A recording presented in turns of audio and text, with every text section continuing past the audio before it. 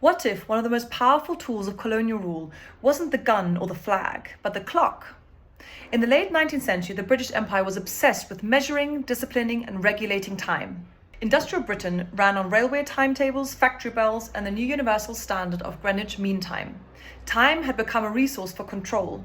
So when the British expanded across East Africa, they didn't just bring their railways, administrators, and soldiers. They also brought their clocks. But on the Kenyan coast, people measured time differently.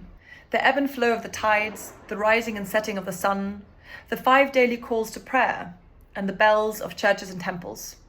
But the British wanted something different. They wanted uniform mechanical time.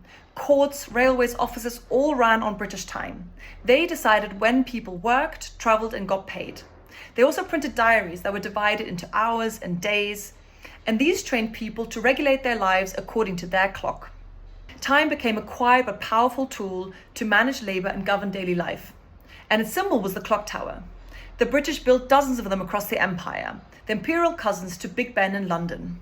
In 1902, the British completed new law courts in the centuries-old coastal city of Mombasa. Its clock tower rose above the city, chiming every hour.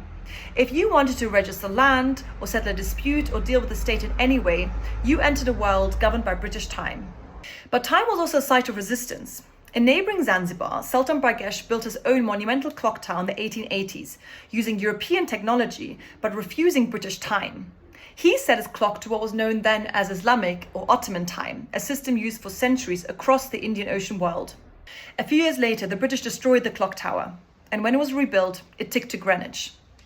One scholar calls all of this chronometric colonialism, to dominate not just land and people, but temporal life itself. Today, Mombasa's clock tower still watches over the city. It no longer chimes to an empire's schedule. Instead, it stands as a reminder that time itself can be reclaimed, reshaped, and owned by the people whose rhythms it once tried to erase. Follow me for more stories on East Africa's history.